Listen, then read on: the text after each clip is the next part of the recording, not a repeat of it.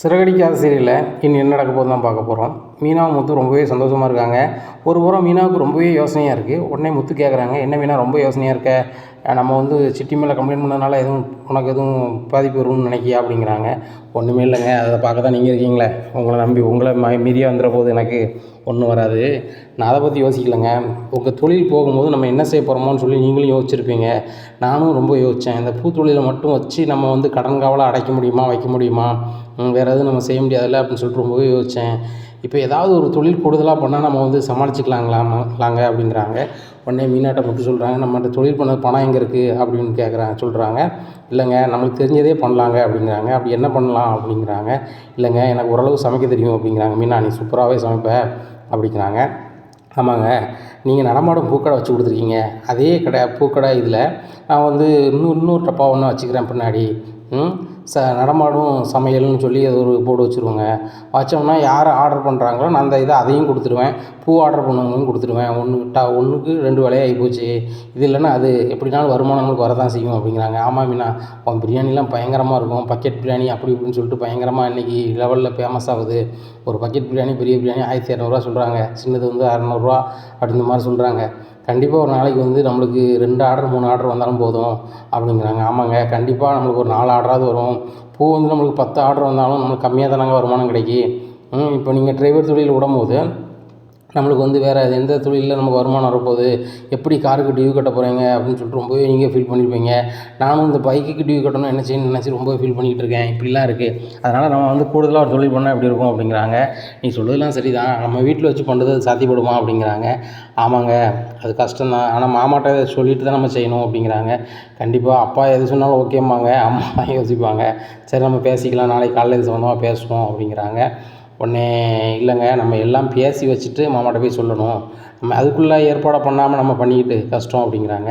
உடனே மீனாட்ட முத்து கேட்குறாங்க, இந்த பூ தொழிலும் பண்ணிவிட்டு நீ இந்த சமையல் தொழிலையும் பண்ணிடுவியா அப்படிங்கிறாங்க. ஏங்க, காலையில் டிஃபன் ரெடி பண்ண போகிறேன், வீட்டுக்கு ரெடி பண்ண போகிறேன், அதே மாதிரி இன்னொரு செட்டு அதுக்கு ரெடி பண்ண போகிறேன், மதியம் வீட்டுக்கு சாப்பாடு ரெடி பண்ண போகிறேன், அதே மாதிரி அதுக்கு ஒரு ரெடி பண்ண போகிறேன், இதுக்குன்னு தனியாக நான் செய்ய போகிறது இல்லைல்ல அப்படிங்கிறாங்க. இல்லை, எங்கள் அம்மா சொல்லுவாங்க, வீட்டு சிலிண்டரில் பண்ணதான்னா வீட்டுக்கு தானே செலவு வரும், இவங்க சம்பாதிக்கிறதுக்கு வீட்டு சிலிண்டர் போகணுமாம்பாங்க. சரியா, வீட்டினுடைய எண்ணெய் போகணுமா, வீட்டினுடைய தண்ணி போகணுமாம்பாங்க. இந்த மாதிரிலாம் பண்ணுவாங்க. அப்போ நம்ம அதுக்கு என்ன பண்ணுறது அப்படிங்கிறாங்க. நான் இதை யோசிக்கலைங்க அப்படிங்கிறாங்க. கண்டிப்பாக இதெல்லாம் யோசிக்கணும். எங்கள் அம்மா மனோஜோ யாராவது தொழில் பண்ணுறாங்கன்னா எதனாலும் பண்ணட்டும்பாங்க. நானும் நீனோ பண்ணதாக இருந்தால் கண்டிப்பாக அது இதுன்னு சொல்லுவாங்க. அப்போ நம்ம அதுக்கெல்லாம் ஆயத்தமாக இருக்கணும்ல அப்படிங்கிறாங்க. ஆமாங்க, இதை நான் யோசிக்கவே இல்லை அப்படிங்கிறாங்க. இல்லை, யோசிக்கலன்னு இல்லை, அவங்க கேட்டுறக்கூடாதுங்கிறதுக்காக நம்ம முன் யோசனையாக வச்சுக்கணும். அதுக்கு நம்ம ஒரு வழி பண்ணிட்டு தான் பண்ணணும் அப்படிங்கிறாங்க. எப்படிங்க பண்ணுறது அப்படிங்கிறாங்க. இல்லை, உன் பேரில் ஒரு சிலிண்டர் புக் பண்ணிடுவோம். புக் பண்ணிட்டோம் அப்படின்னா நம்ம அதை சமையல் பண்ணுறதுக்கு மாடியில் நம்ம ஒரு 2 மாதிரி போட்டு அதில் சமைக்க ஆரம்பிச்சிருவோம். அதை நீ வியாபாரத்துக்கு பயன்படுத்திக்கலாம். சரியா, கீழே உள்ள சிலிண்டர் வீட்டு சமையலுக்கு ஆக்கிக்கலாம். இல்லைன்னா அம்மா ஏதாவது சொல்லுவாங்க அப்படிங்கிறாங்க. உடனே அதுவும் சரிதாங்க அப்படிங்கிறாங்க. உடனே முத்து சொல்கிறாரு, அப்பாட்ட பேசிடுவோம், ஒன்றும் பிரச்சனை இல்லை, காலையில் பேசிடுவானே, நீ தூங்கு அப்படின்னு சொல்லிட்டு சந்தோஷமாக தூங்குறாங்க. காலையில் எழுந்திரிச்சு சொன்னேன், இப்போ எல்லார்ட்டையும் பேசணும் அப்படிங்கிறாங்க. எல்லோரும் வேலைக்கு அவங்கவுங்க கிளம்பிட்டு இருப்பாங்க, என்னடா அப்படிங்கிறாங்க. எதுவும் பிரச்சனையா அப்படிங்கிறாங்க. ஒரு பிரச்சனை இல்லைப்பா, ஒரு தொழில் ஒன்று பண்ண போகிறோம்ப்பா அப்படிங்கிறாங்க. இன்னும் விஜயா ரொம்பவே ஷாக்காகிறாங்க. என்னங்க தொழில் பண்ண போகிறான், இப்போ தான் ஒரு பிரச்சனையை முடிச்சிருக்கான், மறுத்தாவில் எதுவும் பிரச்சனை கிளப்ப போகிறானா அப்படிங்கிறாங்க. உடனே அண்ணாமலை சொல்கிறாங்க, அவன் தொழில் பண்ண போகிறான்னு சொல்கிறான், நீ பிரச்சனை கிளப்ப போகிறான்னு சொல்கிறேன், அவன் தொழில் ஏதோ பண்ண போகிறான், சத்தனாமரு அப்படிங்கிறாங்க. இல்லைங்க, அவனாலையும் மீனாவாலையும் இந்த வீட்டில் ஒரே பிரச்சனையாக இருக்குது, பேசாமல் இவங்களுக்கு தண்ணி கொடுத்துட்டு வச்சுட்டானாங்க, நம்ம கூட அப்பப்போ போய் பார்த்துப்போம் வச்சுப்போம் அப்படிங்கிறாங்க. உன் கரிசனம்லாம் எனக்கு தெரியும், தன்னாமரு, அவங்க இந்த வீட்டில் என்ன ஆனாலும் இங்கே தான் இருப்பாங்க. சரியா, நீ என்ன பேசினாலும் என்ன மகிடி ஊதினாலும் நடக்காது, அதை மட்டும் மனசில் வச்சுக்க அப்படிங்கிறாங்க. அவங்க இருந்தாங்கன்னா அந்த பெரிய இடத்துக்கு பிள்ளைகளுக்கு கஷ்டமாக இருக்குமா அப்படிங்கிறாங்க. யார், அந்த ரோகிணிக்கா அந்த ஸ்ருதிக்கா, 2 பேரும் அப்படி நினைக்கல, நீ தான் ஒரு மாதிரி நினைக்க. நீ ஒற்றுமையாக இருக்க குடும்பத்தை நீ கெடுத்துடாத, கடைசி காலத்தில் பேரம்பத்தியோட சந்தோஷமாக பையங்களோட மருமக்களோடு இருக்கணும்னு நினை அப்படிங்கிறாங்க. ஏம்மா, நான் என்ன சொல்ல வரேன்னே தெரியாமல் பேசிட்டு இருக்கீங்க. எப்பா, நடமாடும் பூக்கடை வச்சு கொடுத்தேன், அதே மாதிரி நடமாடும் சாப்பாடு கடைன்னு ஒன்று ஆரம்பிக்க போகிறோம்பா. மீனா பூவை டெலிவரி பண்ண போகிறான். இதே மாதிரி பக்கெட் பிரியாணி, காலையில் டிஃபனு, நைட்டு டிஃபனு இதெல்லாம் கொடுக்கறதுக்கு தயார் பண்ணுறோம்ப்பா அப்படிங்கிறாங்க. அப்படியாப்பா, ரொம்ப சூப்பர். ஏன்னா இந்த மாதிரி வியாபாரங்கள்லாம் இப்போ நடந்துட்டு தானே இருக்குது. ரவி பொண்டாட்டி கூட இந்த பக்கெட் பிரியாணி ரெடி பண்ணால அப்படிங்கிறாங்க. அதே மாதிரி தான்ப்பா, நான் கூட சில நேரத்தில் போய் வியாபாரம் பார்த்துக்கலாம், மீனாவும் அதை மாதிரி பைக்கில் கொண்டு போகலாம், நிறையா இடம்னா என் கார்லேயே கொண்டு கொடுத்துடலாம், அதுக்கு வாடகையும் வாங்கிக்கலாம்ப்பா அப்படிங்கிறாங்க. ஆமாப்பா சூப்பர்ப்பா சூப்பர்ப்பா அப்படிங்கிறாங்க. உடனே அப்போ இது பண்ணுங்க அப்படிங்கிறாங்க. உடனே இதை கேட்ட சுருதி சொல்கிறாங்க, சூப்பர் யோசனை, பக்கெட் பிரியாணிலாம் நீங்கள் செஞ்சீங்கன்னா நானே ஒன்று ஆர்டர் பண்ணி தந்தோம் அப்படிங்கிறாங்க. உடனே ரவி சொல்கிறாங்க, அப்போ வீட்லேயே நீ சாப்பிட மாட்டியா அப்படிங்கிறாங்க. இல்லை பக்கெட் பிரியாணினா ஆசையாக தானே இருக்கும் அப்படிங்கிறாங்க. மீனா உங்கள் கைவண்ணத்தில் நீங்கள் செஞ்சீங்கன்னா சூப்பராக இருக்கும் அப்படி இப்படின்ட்டு இருக்காங்க. உடனே விஜயா சொல்கிறாங்க, இவா வீட்டு வேலையே ஒழுங்காக செய்ய மாட்டா அப்படிங்கிறாங்க.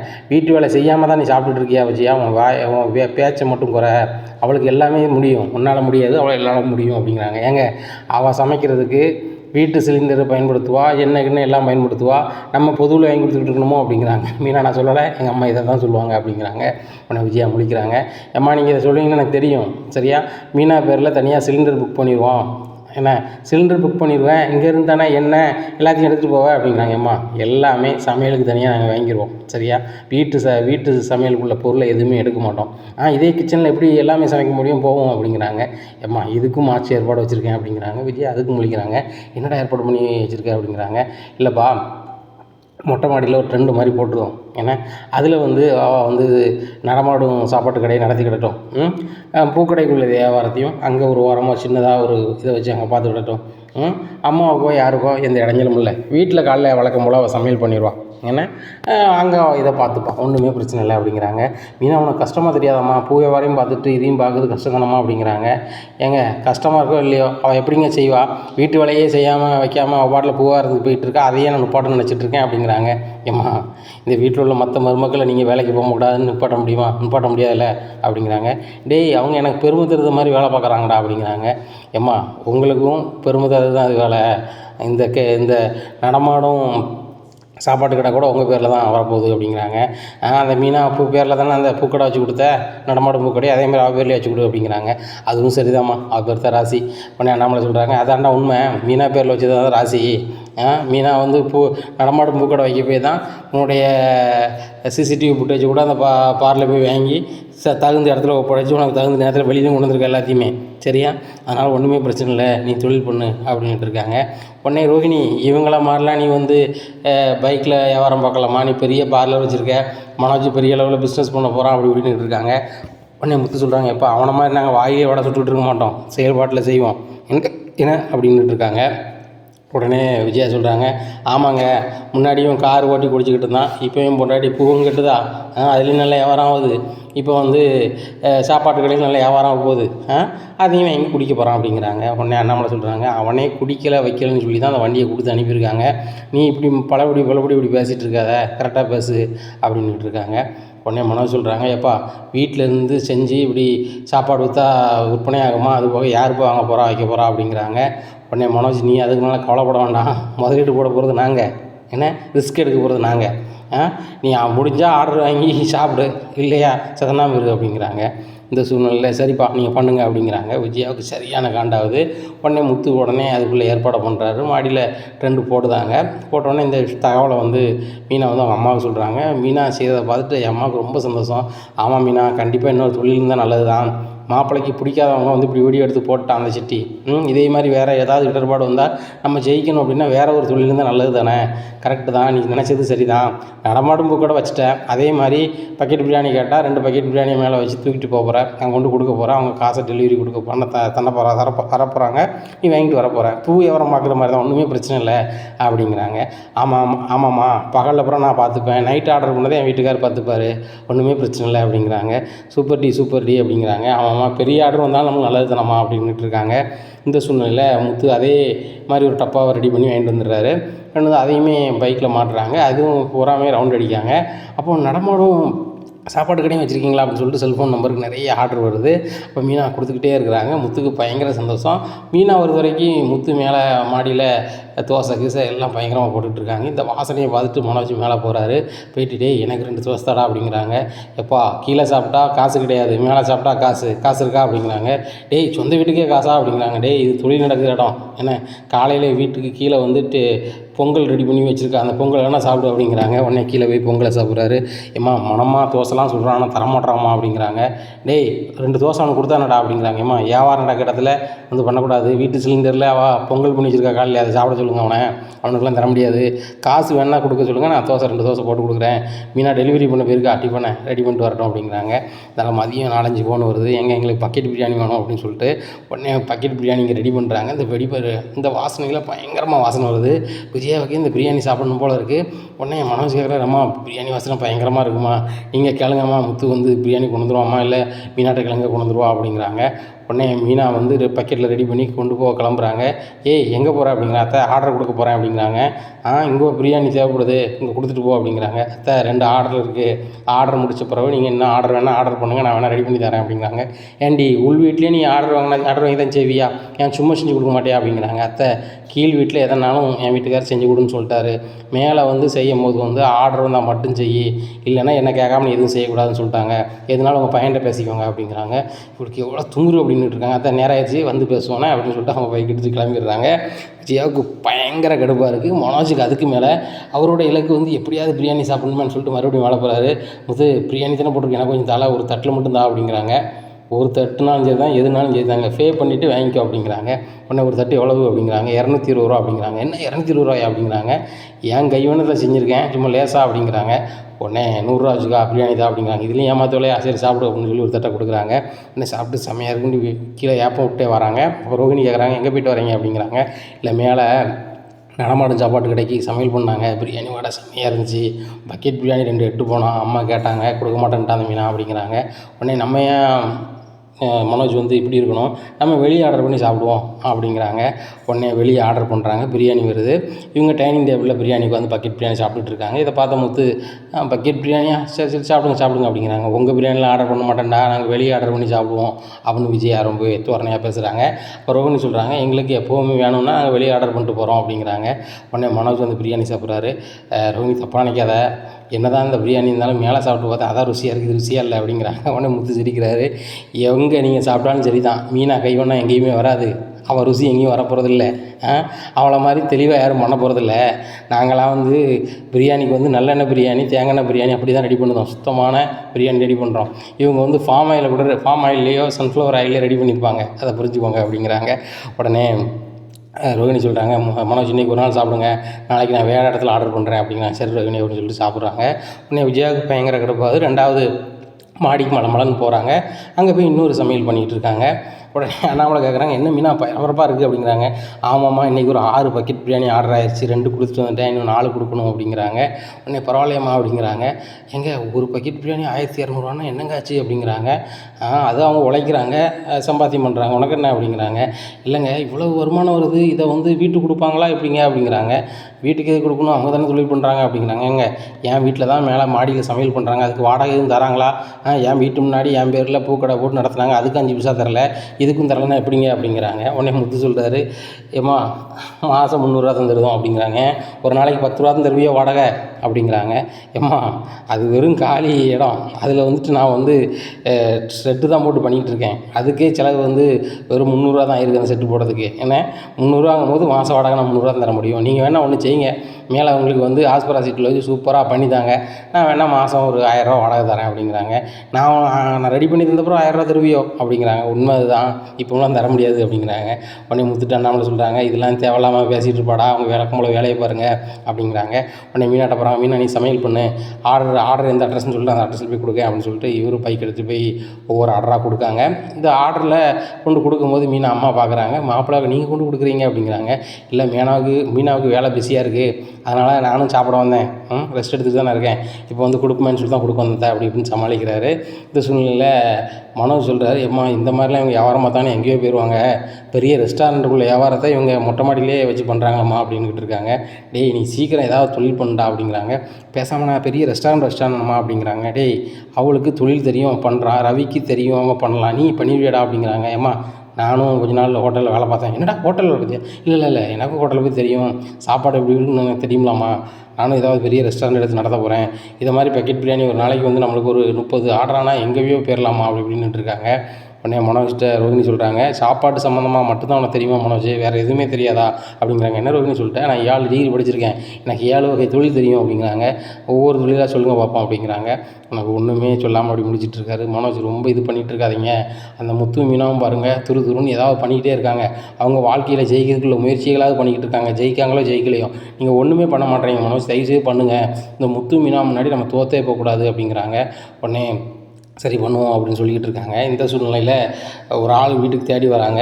இந்த நடமாடும் சாப்பாட்டு கடை ஓனர் மீனா இருக்காங்களா அப்படின்னு வந்து கேட்காங்க. உடனே விஜயாவுக்கு சரியான காண்டாவது, நடமாடும் பூக்கடைன்னு கேட்டதுனாலே கடுப்பாக இருக்குது, சாப்பாட்டு கடையா, அப்படிலாம் அங்கே யாரும் இல்லை அப்படிங்கிறாங்க. அண்ணே நான் இருக்கேனே அப்படின்னு சொல்லிட்டு மீனா போகிறாங்க. சொல்லுங்கண்ணே அப்படிங்கிறாங்க. ஏம்மா ஒன்றும் இல்லை, என் பொண்ணுக்கு சாயந்தரம் நிச்சயதார்த்தம் வச்சுருக்கோம், எங்களுக்கு ஒரு 300 சாப்பாடு வேணும், ரெடி பண்ணிடலாமா? ஏன்னா 300 சாப்பாடா? ஆமாம், பெரிய வசதியான வீட்டில் நாங்கள் பண்ணி வைக்கோமா, ஒரு 300 சாப்பாடு ரெடி பண்ணணும் அப்படிங்கிறாங்க. ஏன்னா உடனே 300 சாப்பாடு சொல்லுதீங்கண்ணே அப்படிங்கிறாங்க. சரிம்மா உங்களால் முடியாத, நான் வேற ஆளுக்கு பண்ணது, வேற ஆள்கிட்ட நான் ஆர்டர் கொடுத்துட்டோமா அப்படின்னு சொல்லிட்டு கிளம்புறாங்க. இல்லைண்ணே பண்ணிடலாம் அப்படின்னு சொல்லிட்டு எங்கள் அம்மா சீதா எல்லாம் நிறைய பேருக்கு கூப்பிட்றாங்க. கூப்பிட்டு மாடியில் போட்டு பயங்கரமாக சாப்பாடை ரெடி பண்ணுறாங்க. ரெடி பண்ணி 300 பேருக்கு சாப்பாடை கொண்டு இறக்குறாங்க. உடனே அவங்க கையில் 1,00,000 ரூபா காசை கொடுக்குறாங்க. இதை வாங்கிட்டு வீட்டுக்கு வராங்க. ஆமாம், முறையாக நடமாடும் சாப்பாட்டு கடைன்னு வச்சு அதில் 1,00,000 ரூபா கிடச்சிருக்குமாம்மா அப்படின்னு சொல்லிட்டு அண்ணாமலை கொடுக்குறாங்க. இதை பார்த்து அண்ணாமலைக்கு பயங்கர சந்தோஷம். பூக்கடையை நடத்தினோமா, அதுலேயும் நல்ல ஒரு பேரும் புகழுமா ஆகிட்டேன், இந்த சாப்பாட்டு கடை வச்சு கொஞ்ச நாள் தான் ஆச்சு, அதுலேயும் உனக்கு பேரும் புகழாயிருச்சு, ரொம்ப சந்தோஷமாக இருக்குமா அப்படின்னுட்டு இருக்காங்க. உடனே முத்து சொல்கிறாரு, எப்பா மீனா எந்த தொழில் பண்ணாலும் நேர்த்தியாக பண்ணுவா, அதுபோக எல்லாருக்கும் சூப்பராக கொடுக்கணும், மனசார கொடுக்கணும்னு நினைப்பா. இவ்வளோ தொழில் பண்ணிட்டு பூக்கடை வச்சுருக்கிறா, நடமாடும் பூக்கடை வச்சுருக்கிறா, அதுபோக நடமாடும் சாப்பாட்டு கடை வச்சுருக்கிறா, அப்படியும் வீட்டு வேலை எல்லா வேலையும் செஞ்சுருவா. ஏன்னா இங்கே ஒரு சிலவங்க நான் வந்து பிஸ்னஸ் பண்ணுறேன், அப்படி பண்ணுறேன்னு சொல்லிட்டு வீட்டை சுற்றிட்டு வராங்க. நான் வேலைக்கு போகிறேன், அதுக்கு போகிறேன், இதுக்கு போகிறேன்னு சொல்லிட்டு அந்த வேலையை மட்டும்தான் பார்க்குறாங்களே தவிர்த்து வீட்டு வேலை யாருமே எதுவுமே செய்ய மாட்டுறாங்க. ஒரு சின்ன தூசியை கூட எடுக்க மாட்டுறாங்க. ஆனால் அவள் எல்லா வேலையும் செஞ்சுட்டு தன்னை வந்து தாழ்த்தி காட்டுக்கிறாப்பா. அந்த மாதிரி மீனா மாதிரி யாருமே கிடைக்காதுப்பா அப்படிங்கிறாங்க. ஆமாப்பா, அதான் தேடி இந்த தங்கத்தை நான் கொண்டு வந்திருக்கேன் அப்படிங்கிறாங்க. ஏங்க தங்கம் வந்து இப்படி தான் பூக்கார வீட்டில் இருக்குமோ அப்படிங்கிறாங்க. உனக்கு அதோட அருமை தெரியல, தங்கம் வந்து மண்ணுக்குள்ளே கிடக்கும்போது கருப்பாக தான் இருக்கும், அதை பட்டை தீட்ட தான் அது ஒன்றும்பாங்க, வயிறு மாதிரி ஆவா. அதனால் நீ புரிஞ்சுக்கிட்டு பேசு. மீனா வந்து வீட்டு வேலையும் பார்த்துட்டு இவ்வளோ வேலையும் செய்கிறான்னா நீ அவளை பாராட்டு நியாயப்படி, அவங்கள கிண்டல் பண்ணிக்கிட்டு அவங்கள கேலி பண்ணிக்கிட்டு இது நல்ல இல்லை, அதை புரிஞ்சுக்க ஃபஸ்ட்டு அப்படின்னுக்கிட்டு இருக்காங்க. உடனே மீனா அம்மா எல்லோரும் நீங்கள் சாப்பிடுவாங்க அப்படிங்கிறாங்க. பாரு இவ்வளோ வேலையும் செஞ்சுட்டு வீட்டு வேலையும் செய்கிறா, நீங்கள் செஞ்சுருவீங்களா அப்படிங்கிறாங்க. உடனே சாப்பாட்டெல்லாம் பரிமாறிக்கிட்டு இருக்காங்க. அப்போ ஒரு ஃபோன் வருது, எங்களுக்கு வந்து பக்கெட் பிரியாணி ஒரு 3 வேணும்னு சொல்லிட்டு. உடனே மீனாவே ரொம்ப டயர்டாக இருக்காங்க. எங்கே 3 பிரியாணி கேட்குறாங்க அப்படிங்கிறாங்க. மீனா நீ பண்ணிடுவியா அப்படிங்கிறாங்க. பண்ணிடலாங்க அப்படின்னு சிரிச்சுட்டே போய் 3 பக்கெட் பிரியாணி ரெடி பண்ணுறாங்க. உடனே முத்து போய் கொண்டு போய் டெலிவரி பண்ணிட்டு காசு வாங்கிட்டு வராரு. மீனா ரொம்ப சந்தோஷமாக இருக்குது, இந்த தொழில் பார்க்குறது நல்லா இருக்குது, அதாவது நம்ம உடல் வசதியாக வேலை பார்த்தாலும் அதுக்குள்ளே வருமானம் கிடைக்கி, அது போக சாப்பாடு சாப்பிட்டுட்டு போன முறை ஆர்டர் பண்ணியிருந்தோம், சூப்பராக இருந்துச்சு, உங்கள் சாப்பாடு எல்லாமே சூப்பராக இருக்குது, உங்கள் வீட்டை மாட்ட சூப்பருன்னு சொல்லிடுங்க அப்படிங்கிறாங்க. இதை கேட்கும்போது எனக்கே ரொம்ப சந்தோஷமாக இருக்குது. மீனா உன் சாப்பாடை இந்த வீட்டில் இருக்க 5 பேர் இருக்காங்கன்னா அந்த 5 பேர் தான் அப்படி இருக்குது இப்படி இருக்குன்னு சொல்லிட்டு இருந்தாங்க, இப்படின்னா வெளியில் இருக்குங்க எத்தனை பேரோ வந்து சூப்பருங்கும் போது ரொம்ப சந்தோஷமாக இருக்குது அப்படிங்கிறாங்க. என்னால் எப்படி செய்ய முடியுமோ செய்கிறேங்க, சின்ன பிள்ளையிலேருந்து சமைச்சது தாங்க, நான் ரவியோடய சூப்பராக செஞ்சிட போகிறேன் அப்படிங்கிறாங்க. உடனே ரவி சொல்கிறாங்க, அண்ணி என்னோட நீங்கள் பயங்கரமாக பண்ணுவீங்க, உங்ககிட்ட நான் ஒரு விஷயத்தையும் கற்றுக்கிட்டு இருக்கேன் அப்படிங்கிறாங்க. டேய் நீ படித்து கற்றுக்கிட்டா, அவள் எந்த ஸ்கூலில் போய் படித்து கற்றுக்கிட்டா அப்படிங்கிறாங்க. அத்தை இதெல்லாம் படித்து கற்றுக்கணும்னு அவசியம் இல்லை, எங்கள் அம்மா இப்படி பண்ணுங்கன்னு சொல்லுவாங்க, அதே மாதிரி பண்ணுறேன், அவ்வளோதான். இப்போ நான் டெலிவரி பண்ணும்போது நல்லா இருக்குக்கா, போன வாட்டி நான் ஆர்டர் பண்ணேன் நல்லா இருந்துச்சு, இதே மாதிரி நீங்கள் பண்ணிங்கன்னா சூப்பராக வருவீங்கன்னு அவங்க சொல்கிறாங்க. இதை கேட்கும் போது எனக்கு மன சந்தோஷமாக இருக்கும், அப்படியே வர்றது தான் அப்படிங்கிறாங்க. உடனே இதே மாதிரி ஆர்டர் வந்து கிடச்சிச்சின்னா, பெரிய ஆர்டர் கிடச்சின்னா நல்லா வரும் அத்தை அப்படி இப்படின்னு பேசிகிட்டு இருக்காங்க. விஜயாவுக்கும் ரோகிணிக்கும் வயிறு எரியுது.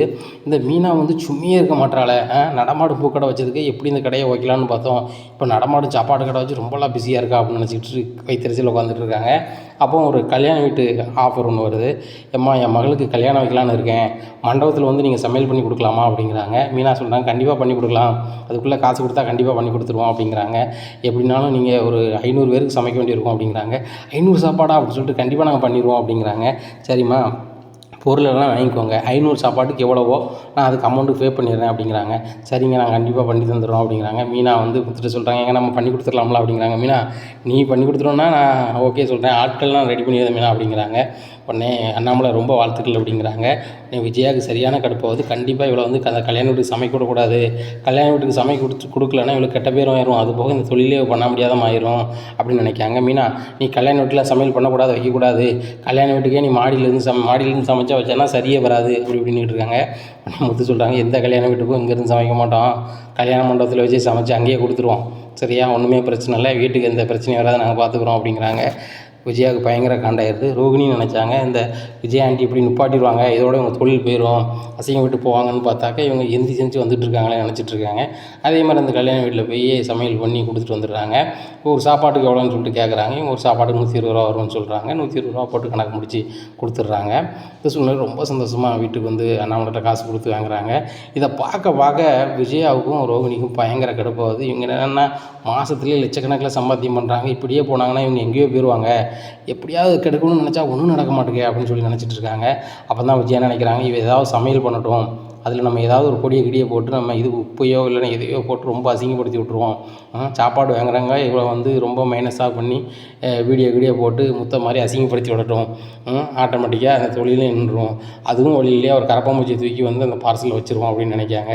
இந்த சூழ்நிலையில் முத்து வந்து வண்டிக்கே போகாமல் வேற ஒரு டிரைவரை போட்டு மீனாவுக்கு சமையல் பண்ணுறதுக்கு ஹெல்ப்புக்கே நிற்காரு. அப்போ விஜயா கேட்குறாங்க, இவனுக்கு கார் இருக்கலாங்க, இவன் ஏங்க வந்து காரை விட்டுட்டு இவக்கிட்டே சமையல் பண்ணிட்டு கிடக்கான் அப்படிங்கிறாங்க. உடனே அண்ணாமலை சொல்கிறாங்க, அவனுக்கு தொழில் எந்த தொழில் நல்லா ஓடுதோ அதை பண்ணட்டும், அவன் பொண்டாட்டி பண்ணாலும் அவன் பண்ணாலும் ஒன்று தானே, எப்படியாவது அவங்க ஜெயிச்சு வரணும், அவ்வளோதான். யாருக்கிட்டையும் களவாண்டு சாப்பிடல, உழைச்சி தானே சாப்பிட்றாங்க, அதனால் அவங்க முன்னேறி வருவாங்க, அதை நீ தடுத்துக்கிட்டு இருக்காத, அவன் வேலையை பாரு அப்படிங்கிறாங்க. இந்த முத்து தூரம் போனால் தானே கரப்பாம்பூச்சியோ இல்லை என்னத்தையோ ஒன்று பண்ண உப்புக்கு போய் என்னத்தையாவது போட்டு அவளை அசிங்கப்படுத்த முடியும். கண்டிப்பாக நம்ம கரப்பாம்பூச்சி உள்ள இந்த சாப்பாட்டு பார்சலில் போட்டோம்னா கண்டிப்பாக வாங்குறவங்க வீடியோ எடுத்து போடுவாங்க, அது வைரல் ஆகும். இதே இந்த முத்தை எவ்வளோ கவலைப்படுத்தி அசிங்கப்படுத்தி போலீஸில் கொண்டு கொடுத்தாங்களோ அதே மாதிரி இந்த பூக்காரையும் கொண்டு விட போகிறாங்க, விட்டாங்கன்னா சூப்பராக இருக்கும், நம்மளே சிரித்து கொண்டாடலாம் அப்படின்னு சொல்லி நினைக்காங்க. உடனே ரோகிணிகிட்ட போகிறாங்க. ரோகிணி, இந்த சாப்பாடு கடை நிப்பாட்டுறதுக்கு ஏதாவது யோசனை இருக்கா அப்படிங்கிறாங்க. அத்தை, ஒரு யோசனை இருக்குது, அதை நான் சொல்லுவேனான்னு தெரியும், நீங்கள் அதை கேட்பீங்களான்னு எனக்கு தெரியல அப்படிங்கிறாங்க. ஒரு கரப்பாம்பூச்சியை வச்சு முடிச்சிட வேண்டியதானே அத்தை அப்படிங்கிறாங்க. நானும் இதாம்மா நினச்சேன் அப்படிங்கிறாங்க.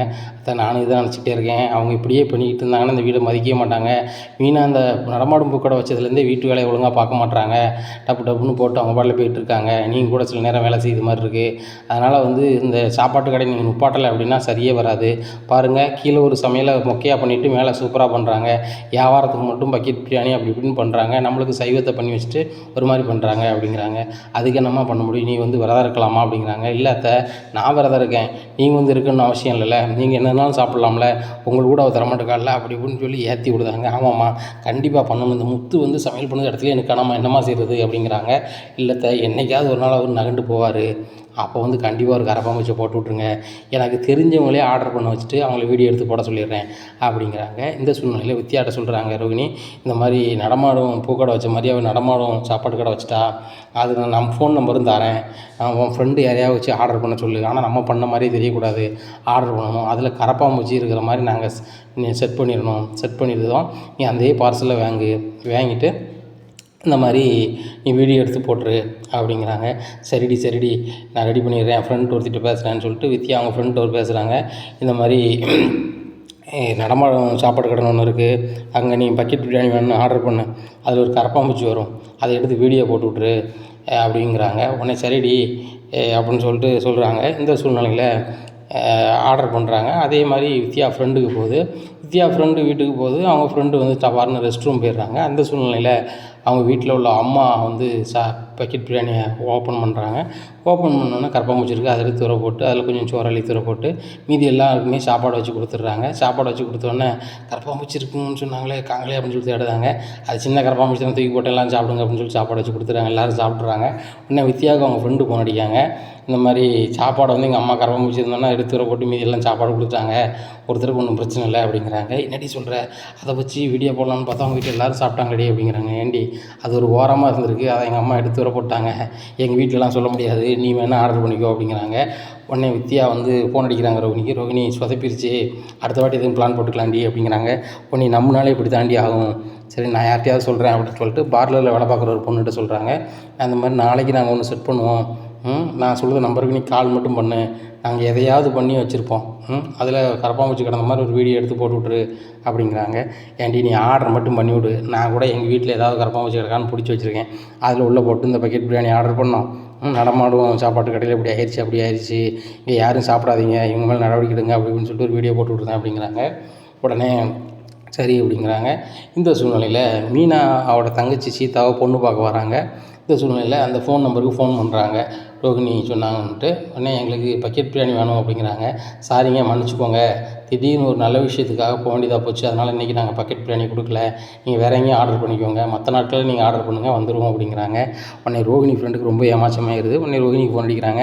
ரோகிணி நீ சொன்ன மாதிரி நான் ஃபோன் அடித்தேன், இன்றைக்கி அவங்க வந்து பக்கெட் பிரியாணி ரெடி பண்ணலையா, அவங்க கூட பிறந்த தங்கச்சியை பொண்ணு பார்க்க யாரோ வராங்களாம், அதனால் வந்து அவங்க வந்து இன்றைக்கி வியாபாரம் கிடையாதுன்னு சொல்லிட்டாங்க அப்படிங்கிறாங்க. தப்பிச்சிட்டாளா அந்த மீனா, அந்த மீனா விடவே கூடாது, எப்படியாவது அவள் நடமாடும் சாப்பாட்டு கடையை மூடியே ஆகணும், அந்த கடையை சீல் வச்சாகணும், அது போக அவள் தொழிலே பண்ணக்கூடாது, அந்த ரோட்லேயே நடமாடக்கூடாது அப்படின்னு சொல்லிட்டு நினைக்காங்க. இந்த சூழ்நிலை ரோகிணி சொன்னதை பண்ண விஷயத்த வந்து விஜயாட்ட சொல்கிறாங்க. விஜயாவுக்கு ரொம்பவே கடுப்பாகுது. என்ன விஷயம் பண்ணாலும் அந்த பூக்காரி தப்பிச்சிட்டே இருக்காள, நம்ம வைக்கிற ஆப்பில் வந்து அவள் எந்திக்கவே கூடாது, இப்படி என்ன பண்ணலாம் அப்படின்ட்டு இருக்காங்க. இல்லாத நம்ம பண்ணுற மாதிரி பண்ணால் தான் வந்து வசமாக பண்ணலாம் அப்படிங்கிறாங்க. உடனே பார்வதி சொல்கிறாங்க, பார்வதி உனக்கு தெரிஞ்சவங்க யாராவது இருந்தால் பிரியாணி ஆர்டர் பண்ணுவேன், நீ அங்கே கரப்பாம்பூச்சி ஏதாவது பிடிச்சி அதை உள்ளே போட்டு ஒரு வீடியோ எடுத்து இது பண்ணணும் பார்வதி அப்படிங்கிறாங்க. உடனே சரி ரைட்டு, நீ வந்து அவளை கெடுக்குன்னு நினைக்க, வாழ வைக்கணும்னு நினைக்க மாட்டோம், மருமோளை நீ நேசிக்கவே மாட்டிருக்கேன் அப்படிங்கிறாங்க. நீ மருமோளாவே அந்த பூக்காரி ஏற்றுக்கல, அவள் தொழில் பண்ணது எனக்கு சுத்தமாகவே பிடிக்கல, வீட்டு வேலை ஒரு வேலையும் பார்க்க மாட்டேக்கா, அந்த பூவை வரத்தையும் அந்த அந்த நடமாடும் சாப்பாடு கடையை மட்டும் தான் பார்க்க அப்படிங்கிறாங்க. ஏன் விஜயா மனசாட்சி இல்லாமல் பேசுத, வீட்டு வேலை எல்லா வேலையும் அந்த பிள்ளை செஞ்சுட்டு தான் அந்த வேலையும் செய்யுது, முத்தும் அவளுக்கு ஹெல்ப் பண்ணிக்கிட்டு இருக்கான், நீ வந்து குறை சொல்லதை விட்டுட்டு அந்த பிள்ளைக்கு சப்போர்ட்டாரு அப்படிங்கிறாங்க. ரோகிணி பார்வதி நீ எனக்கு சப்போர்ட் பண்ணுதியா அவளுக்கு சப்போர்ட் பண்ணுதியா அப்படிங்கிறாங்க. என்றைக்குமே உனக்கு தான் சப்போர்ட் பண்ணுவேன், ஆனால் வந்து அந்த பிள்ளையும் நல்ல பிள்ளை, நீ ரொம்ப நோகடிக்காத அப்படிங்கிறாங்க.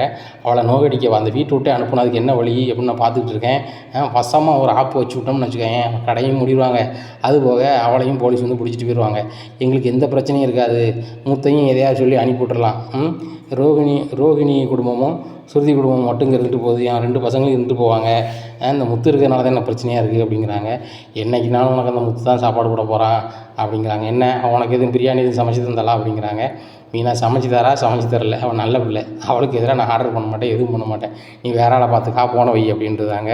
விஜயாவுக்கு சரியான கடுப்பாகுது. இந்த பார்வதிக்கு எவ்வளோ துமுறு பாரு அப்படின்னு சொல்லிட்டு போன வச்சிடுறாங்க. ரொம்ப சோகமாக இருக்காங்க. இதை பார்த்து அண்ணாமலை கேட்குறாங்க, என்ன ஒரு மாதிரி இருக்குது அப்படிங்கிறாங்க. ஏங்க என் சொல்ல யார் கேட்கா கொடுங்க அப்படிங்கிறாங்க. உன் சொல்ல யார் கேட்கல அப்படின்ட்டு இருக்காங்க. உடனே இதை விட்டு சொன்னோம்னா சரி வராது அப்படின்ட்டு, ஏங்க வீட்டில் சமைச்சுக்காங்க கொண்டு போது நல்லா எங்கே இருக்குது அப்படிங்கிறாங்க. நல்லா இருக்கவே தான் நிறைய சாப்பிட்றாங்க, நீ வேணா ஒன்று ஆர்டர் வாங்கி சாப்பிடுவாரு அப்படிங்கிறாங்க.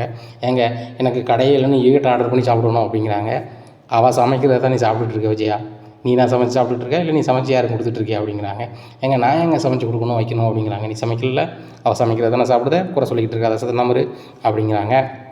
உடனே மாடியில் சமைச்சதை கொஞ்சம் ஒரு தட்டில் எடுத்து கொண்டு வராரு, பக்கெட் பிரியாணி மாடலை கொண்டு வராரு. இதை பார்த்தா நம்மளை பயங்கர மனமாக இருக்கப்பா அப்படிங்கிற, கொஞ்சம் சாப்பிடுங்கப்பா அப்படிங்கிறாங்க. சாப்பிட்டு பார்த்து செம்ம டேஸ்ட்டாக இருக்குது அப்படின்ட்டு இருக்காங்க. விஜயா நீ சாப்பிட்றியா அப்படிங்கிறாங்க. எனக்கெல்லாம் ஒன்றும் வேண்டாம் அப்படிங்கிறாங்க. வேண்டாமா சரி ரைட்டு போ அப்படின்னு சொல்லிட்டு தண்ணி பிடிக்கிறதுக்காக நம்மளை போகிறாரு பிரிட்ஜுக்கு. உடனே அந்த கேப்பில் பிரியாணி 2 வாய் வச்சு பார்க்குறாங்க. விஜயா பயங்கர டேஸ்ட்டாக இருக்குது, அதை கொஞ்சம் சாப்பிட்டுட்டு இருக்காங்க. சாப்பாடு வேணால் கேட்க வேண்டியது ஏன் தட்டில் இருக்குது சாப்பிடுத, முத்து கொண்டு வரும்போது வேண்டாண்ணே அப்படிங்கிறாங்க. இல்லை எந்த லட்சத்தில் சமைச்சிருக்கான்னு பார்த்தேன் அப்படிங்கிறாங்க. கீழே சமைச்ச லட்சம் தான் மேலே இருக்கும், 2 பக்கமும் நல்லா தான் சமைப்பா, அவள் இது குறை இருக்காது, ஏன் பிரியாணி கொடு அப்படின்னு சொல்லிட்டு பிரியாணி வாங்கி சாப்பிட்டுட்டு இருக்காங்க. முத்துங்க மறுபடியும் கிராஸ் பண்ணி வராரு. அம்மா வாயில் பிரியாணி இருக்குது, அம்மா உங்களுக்கு பிரியாணி வேணால் கேட்க வேண்டியதானே, வீம்பி அம்மா பண்ணுறீங்க சாப்பாட்டு விஷயத்தில், மனோஜுக்கோ ரோகிணிக்கோ மட்டும்தான் இந்த வீட்டில் காசு, மற்ற யாருக்குமே சாப்பாடு மாடியில் கேட்டால் ஃப்ரீ தான், ஒன்றும் பிரச்சனை இல்லை, நான் விளையாட்டுக்கு தான் அவன்கிட்ட பேசுகிறேன், மனோஜ் ஒரு நாள் சாப்பிடட்டும், ரோகிணி வேணால் சாப்பிடட்டும் அப்படிங்கிறாங்க. உடனே விஜயா சொல்கிறாங்க, உங்கள்கிட்ட வாங்கி சாப்பிட்றதுக்கு அவன் ஒன்றும் இல்லாத ஆட்களா, அவன் கோடீஸ்வரியை கட்டியிருக்கான், அவன் பெரிய கோடீஸ்வரன், என் பையன் மனோஜ், அவன் முன்னாடி பெரிய கோடீஸ்வரி, சொந்த பார்லர் வச்சுருக்கா, ஒரு நாளைக்கு வந்து 1000 கணக்கில் சம்பாத்தியம் பண்ணுதா அப்படிங்கிறாங்க. உடனே அண்ணாமலைட்ட முத்து சொல்கிறாரு, எப்போ அவங்க சொந்த பாவப்பா பார்லர் வச்சுருக்காங்க அப்படிங்கிறாங்க. சும்மா நீ நடக்கக்கூடிய வேலையை பாரு அப்படிங்கிறாங்க. சரிப்பா எனக்கு வேலையை பார்க்குறேன், வேலை இல்லாதவங்கள வேலையை தேட சொல்லுங்கள் அவங்க பையனை அப்படின்னு சொல்லிட்டு போயிடுறாங்க. உடனே ரொம்ப கடுப்பில் உட்காந்துருக்காங்க விஜயா. சாதாரண ஒரு நடமாடும் சாப்பாடு கடையை வச்சுட்டு இவனும் பொண்டாட்டியும் ஓவராக படம் போட்டுட்ருக்காங்க. மனோஜ்கிட்ட சொல்லி பெரிய ஒரு தொழிலாக பண்ண சொல்ல போகிறேன், இவங்க எல்லோரும் வந்து வாயை பொழந்துட்டு பார்க்க போகிறாங்க முத்து மீனாவும் அப்படின்னு சொல்லிட்டு பேசுகிறாங்க. உடனே அண்ணாமலை சொல்கிறாங்க, மனோஜ் என்ன தொழில் பண்ணாலும் 2 பேரும் வாழ்த்து தான் செய்வாங்க. மனோஜ், ரோகிணி உன்ன மாதிரி யாரும் தொழில் பண்ணால் எதிர்ப்பு தெரிவிக்க மாட்டாங்க அப்படிங்கிறாங்க. ஏங்க அப்போ அவங்க வந்து எதிர்ப்பாங்க தெரிவிக்கிறாங்க அப்படிங்கிறாங்க. அவங்க தொழில் சாதாரணமாக பண்ணது பண்ணுங்கன்னு சொல்லி ஆதரவு தெரிவிப்பீங்களா? அதை செய்யாதாங்க இதை செய்யாதாங்க தடை போட்டுக்கிட்டு இருந்தால் என்ன அர்த்தம்? அவங்க ஜெயிச்சு வரட்டும், அவங்க ஜெயிச்சா நம்மளுக்கு பெருமை தானே அப்படிங்கிறாங்க. ஏங்க இந்த நடமாடும் பூக்கடையும் நடமாடும் சாப்பாட்டு கடையை வச்சு ஜெயிச்சா நம்மளுக்கு பெருமையாங்க அப்படின்ட்டு இருக்காங்க. உடனே ஒரு மந்திரி வீட்டிலேருந்து வராங்க. வந்துட்டு மீனா இருக்காங்களா அப்படிங்கிறாங்க. உடனே அண்ணாமலை இருக்காங்க அப்படிங்கிறாங்க. என்ன விஷயமா இருக்கீங்க சார், உட்காருங்க அப்படி இப்படின்னுட்டு இருக்காங்க. நாங்கள் மந்திரி வீட்டிலேருந்து வரோம். மந்திரியோட பொண்ணுக்கு வந்து வளகாப்பு வச்சுருக்காங்க. அந்த வளகாப்புக்கு வந்து 12 வகை சாப்பாடு சமையல் பண்ணணும். அவங்க பண்ணிடுவாங்களா அப்படின்னு கேட்குறாங்க. உடனே மீனா, முத்து வராங்க. 12 வகை சமையல் பண்ணணுமா? கண்டிப்பாக பண்ணிடலாம் அப்படிங்கிறாங்க. உடனே விஜயா சொல்கிறாங்க, ஒரு வகை சாப்பாடு பண்ணதே பெரிய விஷயமா பண்ணுவா, இவ எங்கே 12 வகை சமையல் பண்ணிடுவா அப்படிங்கிறாங்க. உடனே அண்ணாமலை சொல்கிறாங்க, விஜயா வாயை மூடிட்டு உள்ளே போயிரு அப்படிங்கிறாங்க. உடனே நாயக்கு போகணும் என் வீட்டில் அப்படிங்கிறாங்க. இந்த அம்மா யார் அப்படிங்கிறாங்க. என் பொண்டாட்டி தான், கொஞ்சம் மனநல சரியில்லாத தம்பி, நீ எதுவும் நினைக்காத அப்படிங்கிறாங்க. விஜயாவுக்கு பயங்கர ஷாக் ஆகிடுது. இந்த முத்து மீனாவுக்கும் ஆர்டர் கொடுக்க வந்த இடத்துல வந்து இப்படி சொல்லிட்டாரு நம்ம வீட்டுக்காரர் அப்படின்னு சொல்லிட்டு ரொம்பவே இதாக இருக்காங்க. உடனே ஆண்டி ஏன் இப்படி அங்கிள் இது பண்ணுறாங்க அப்படிங்கிறாங்க. இல்லைம்மா அவர் வந்து இப்போ முத்துக்கு தான் சப்போர்ட் பண்ணிகிட்டு இருக்காங்க, மீனாவை தான் சப்போர்ட் பண்ணிகிட்டு இருக்காங்க. அவங்க தொழில் பண்ணுறாங்க, அதுபோக வந்து பணத்தை வந்து என் வீட்டுக்கார்ட்ட கொடுத்து வாங்குறாங்க. நீ தொழில் பண்ணுற, ஒரு நாள் கூட அங்கிள்கிட்ட எதையும் கொடுத்து வாங்கினதில்லை, அதனால் ஒன்றும் பெருசாக தெரியல. இன்னும் வந்து நீ தொழில் பண்ணுவீங்கள, எத்தனை லட்ச ரூபா வந்தாலும் அவர்கிட்ட கொடுத்து வாங்க, ராசியாகவும் இருக்கும், அது போக உங்களை மதிக்கவும் செய்வார். இந்த வீட்டில் தான் நான் செல்லா காசு ஆகிட்டேன் அப்படின்னு சொல்லிட்டு நேராக ரூமில் போய் இருந்துக்கிறாங்க. உடனே மந்திரி அனுப்பின ஆள்கிட்ட பேசுகிறாங்க. எப்போ வேணும் என்ன வேணும்னு சொல்லி அந்த லிஸ்ட் எடுத்துக்கிறாங்க மீனா. உடனே அட்வான்ஸ் இதில் ஒரு 1 லட்ச ரூபா இருக்குமா வச்சுக்கோங்க, எல்லாம் ரெடி பண்ணி இந்த இடத்துல கொண்டு இறக்கிடுங்க, உங்களுக்கு என்ன பணமோ நாங்கள் செட்டில் பண்ணிடுவோம், உடனே உங்கள் அக்கௌண்ட்டில் இது பண்ணிடுவோம் அப்படிங்கிறாங்க. உடனே எங்கள் அக்கௌண்ட் நம்பர் இது அப்படி இப்படின்னு சொல்லிட்டு மீனா கொடுக்குறாங்க. அதை வாங்கிட்டு போயிடுறாங்க. இதை கேட்டுக்கிட்டே இருந்த விஜயாவுக்கும் ரோகிணிக்கும் பயங்கரமாக வயிறு எரியுது. ஒவ்வொருத்தராக வந்து ஆர்டர் கொடுக்குறாங்க. மந்திரி வீட்டிலேருந்துலாம் வந்து ஆர்டர் கொடுக்குற அளவுக்கு ஆகிப்போச்சு. போகிற போக்க பார்த்தா இவங்க பெரிய ரெஸ்டாரண்ட் நடத்துகிற மாதிரி அந்த மொட்டை மாடியில் சிம்பிளாக பண்ணிக்கிட்டு பயங்கரமாக சம்பாத்தியம் பண்ண ஆரம்பிச்சிடுவாங்க போலயே. இனிமேல் இது பண்ணக்கூடாத, இது ஏதாவது ஒரு வழி பண்ணி பண்ணணுமே அப்படின்னு சொல்லிட்டு நேராக ரோகிணிக்கு ரூமுக்குள்ளேருந்தே ஃபோன் அடிக்காங்க. ரோகிணி, நீ மாநகராட்சிக்கு ஃபோன் பண்ணி அந்த பூக்கடை எடுக்க வச்ச, இப்போ வந்து இந்த நடமாடும் சாப்பாட்டு கடை எடுக்க வைக்க ஏதாவது செய்யலாமா அப்படிங்கிறாங்க. கண்டிப்பாக சரி செய்யலாம் ஆண்டி, இவங்க அவசரத்தில் தான் வச்சாங்க மாடியில், இவங்க வந்து உணவுத்துறையிலே எதுலேயுமே அவங்க பெர்மிஷன் வாங்கலை, இப்போ இதே மாதிரி கம்ப்ளைண்ட் பண்ணால் அவங்க வந்து சீல் வச்சுட்டு போயிடுவாங்க அப்படிங்கிறாங்க. இந்த சூழ்நிலையில் முத்து இந்த மாதிரி வேலை பார்ப்பாங்கன்னே தெரிஞ்சு வெளியே தெரியாமே உணவு அந்த அதிகாரிகள்கிட்ட பெர்மிஷன் வாங்கி தான் வச்சுருக்கிறாங்க. இந்த விஷயம் தெரியாத ரோகிணி கம்ப்ளைண்ட் பண்ணிடுறாங்க. அவங்க உணவு அதிகாரிகள் வந்து நாங்கள் வந்து ஆய்வு பண்ணணும் அப்படிங்கிறாங்க. ஆய்வு பண்ணி பார்க்குறாங்க, சாப்பாடெல்லாம் சூப்பராக இருக்குது, அதில் எந்த குறையும் இல்லை, நீங்கள் பெர்மிஷன் வாங்கியிருக்கீங்களா? பெர்மிஷன் வாங்கலைல்ல, நாங்கள் சீல் வைக்கிறோம் அப்படிங்கிறாங்க. சார் பெர்மிஷன் வாங்கலன்னு யார் சொன்னால், பெர்மிஷன் வாங்கியிருக்கோம்னு சொல்லிட்டு அந்த ஆர்டரை காமிக்காங்க. இதை பார்த்து அந்த உணவு அதிகாரிகள் அப்போ ராங்காக புகார் வந்திருக்கு, எங்களை மன்னிச்சிருங்க நாங்கள் வந்ததுக்கு அப்படின்னு சொல்லிட்டு கிளம்பி போகிறாங்க. ரோகிணிக்கும் விஜயாவுக்கும் பயங்கர அதிர்ச்சியாக இருக்குது. இவன் வந்து நம்மளுக்கே தெரியாமல் இந்த ஆர்டர்லாம் வாங்கி வச்சுருக்கானே அப்படின்னு சொல்லிட்டு. உடனே அண்ணாமலை சொல்கிறார், முத்து இது எப்படி எடுத்த அப்படிங்கிறாங்க. இல்லைப்பா, முன்னாடி நடமாடும் பூக்கடை வைக்கும்போது நான் அவசரத்தில் வந்து பண்ணிட்டேன், இப்போ வந்து அப்படி பண்ணால் நடக்காது, இது உணவு விஷயமானது, சின்ன விஷயம்னாலே பெரிய விஷயமா போகும், அதனால் நான் பெர்மிஷன் எல்லாம் எங்கெங்கே வாங்கணுமோ எல்லாம் வாங்கி தான் ரெடி பண்ணியிருக்கேன், பாருங்க இப்போ லைசன்ஸ்லாம் இருக்குது அப்படிங்கிறாங்க. இதை பார்த்து அண்ணாமலை சொல்கிறார், உண்மையிலே நீங்கள் பயங்கரமாக ஜெயிச்சு வருவீங்க அப்படிங்கிறாங்க. உடனே முத்து சொல்கிறாரு, ஆமாப்பா, ஒரு பிரச்சனை வரும்போது தானப்பா அதை எப்படி எதிர்கொள்ளணுங்கிற இதுவும் வருது, அதனால் வந்து அந்த கார் விஷயத்தில் வந்து எல்லாமே தெரிஞ்சுக்கிட்டோம்பா, எதையுமே சட்டப்படி நம்மகிட்ட எல்லா ஆழமும் தெளிவாக இருக்கணும், அப்படி பண்ணும்போது நம்ம வந்து எதுலேயுமே நான் வந்து வாய் பேசலாம், இல்லை அப்படின்னா வந்து அதில் நம்ம கவுந்துட்டு தான் இருக்கணும், இப்படி ஒரு நிலையை தான் ரெடி பண்ணோம்பா அப்படிங்கிறாங்க. இதை கேட்ட ரோகிணிக்கும் விஜயாவுக்கும் பயங்கர இதாக இருக்குது. உடனே மனோஜ் நினைக்காரு, இவனை கை நாட்டு அவன் பொண்டாட்டி கை நாட்டுன்னு சொல்லிட்டு நம்ம குறைச்சி பேசிகிட்டு இருக்கோம், ஆனால் இவ்வளோ தெளிவாக இருக்கானே அப்படின்னு சொல்லி நினச்சிட்டு இருக்காங்க. உடனே ஸ்ருதியும் ரவியும் பாராட்டுறாங்க. உண்மையிலே நீ முத்து நீ இப்படிலாம் பண்ணணும்னு நினச்சி கூட பார்க்கலடா அப்படிங்கிறாங்க. உடனே முத்து சொல்கிறாரு, உண்மையாக தான் ரவி, இந்த மாதிரி பண்ணி வச்சா தான் இந்த உள்ள காலத்தில் சரியாக இருக்கும்.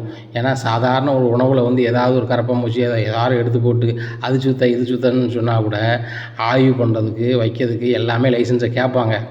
அதெல்லாம் நம்ம வந்து டிவியில் எல்லாத்தையும் பார்த்து தெரிஞ்சுருக்கோம். இப்போ தான் எல்லாமே டிவியில் பேப்பரில் வருது, அதெல்லாம் தெரிஞ்சுக்கிட்டு நம்ம தெளிவாக இருக்க வேண்டியது நம்ம கடமையாக இருக்குது. அதனால தான் வந்து இதெல்லாம் எடுத்து வச்சுருக்கேன் ரவி அப்படிங்கிறாங்க. சூப்பராக நானே பிஸ்னஸ் நானே ரெஸ்டாரண்ட் வச்சா இப்படி இப்படி செஞ்சு வச்சுருக்கேன்னா எனக்கு தெரியாது, ஆனால் நம்ம மொட்டை மாடியில் நீ சின்னதாக பிஸ்னஸ் பண்ணாலும் இது பண்ணதில்லை அப்படிங்கிறாங்க. இல்லை ரவி, இதெல்லாம் நம்ம தெரிஞ்சு தானே ஆகணும், என் கூடயும் படித்த நண்பர்கள் இருக்காங்களா, படித்தவன் நிறைய பேர் கார் ஓட்டுறானுங்க, அவனை எல்லாத்தையும் பேச பண்ணல, அவனோட கேட்டு தெரிஞ்சு வச்சுக்கிறது தான் அப்படிங்கிறாங்க. ரொம்ப சந்தோஷமாக இருக்குது முத்து அப்படிங்கிறாங்க. உடனே மீனா சொல்கிறாங்க, என் வீட்டுக்காரர் ரொம்ப தெளிவாயிட்டார் ரவி அந்த விஷயத்துலேருந்து, எனக்கு ரொம்ப சந்தோஷமாக தான் இருக்குது. நானே அதிகாரி வந்தோடனே மாடி போயிட்டேன், இன்னும் அவ்வளோதான், நம்ம நடமாடும் சாப்பாட்டு கடை நடத்த முடியாது போலையே, பூக்கடை மாதிரி இதுவும் பேரும் போலையேன்னு நினச்சேன். ஆனால் என் வீட்டுக்காரர் உண்மையிலே என்னை காப்பாற்றிட்டாரு அப்படிங்கிறாங்க. உடனே மீனாட்ட முத்து சொல்கிறாங்க, நீ மட்டும் அன்றைக்கி வந்து அந்த ஒயின் ஷாப்பில் பார்லேருந்து அந்த வீடியோ எடுத்து நீ காப்பாற்றலைன்னா நான் இன்னும் இந்த ஊர் உலகத்துக்கு முன்னாடி குடிகாரன் தான் பேர் வாங்கியிருப்பேன். என்னையை வந்து நல்லவன், இந்த பையன் நல்ல பையன் தான் சொல்லி பேர் எடுக்குது நீ தானே காரணமான. அப்படி இருக்கும்போது ஒன்றை எப்படி கெட்ட பேருக்கு எடுக்க விடுவேன் அப்படிங்கிறாங்க. உடனே முத்து அண்ணாமலை சொல்கிறாரு, நீங்கள் 2 பேரும் தானே நடத்துகிறீங்க, மீனா சமைக்கிறான், நீனும் சில நேரம் கொண்டு கொடுக்குறா, அவளும் கொண்டு கொடுக்குறா, ஆர்டர் ஒன்றை வச்சும் வருது அவளை வச்சும் வருது, சரி 2 பேரும் தான் நடத்துகிறீங்க, கண்டிப்பாக நீங்கள் ஜெயிப்பீங்க அப்படிங்கிறாங்க. ஆமாப்பா, பெரிய பெரிய ஆர்டர்லாம் வருது, இது நினச்சி பார்க்கும்போது ரொம்ப சந்தோஷமாக இருக்குது. சமையலும் நம்ம வீட்டில் ஆர்டர் பண்ணுறாங்க, பூவுக்கும் நம்ம வீட்டில் ஆர்டர் பண்ணுறாங்க, கல்யாணத்துக்கு காருக்கும் இங்கே ஆர்டர் பண்ணுறாங்க.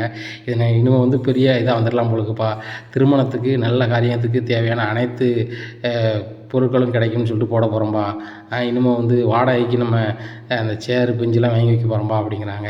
இதை கேட்ட ரோகிணிக்கும் விஜயாவுக்கும் ரொம்ப ரொம்ப வயிற்றெரிச்சலாகிடுது. ஏற்கனவே இந்த தொழில் பண்ணதுக்கே நம்மளுக்கு கடுப்பாக இருக்குது, இன்னும் கூட ஒரு தொழில் பண்ண போகிறாங்களா அப்படின்னு சொல்லிட்டு ரொம்ப கடுப்பாக யோசிச்சுட்ருக்காங்க. இனி என்ன நடக்கும் இந்த விஜயா வீட்டில் அப்படிங்கிறத பொறுத்து வந்து பார்க்கலாம். நம்ம சேனலை நீங்கள் மறக்காமல் லைக் அண்ட் சப்ஸ்கிரைப் பண்ணுங்கள். நன்றி, வணக்கம்.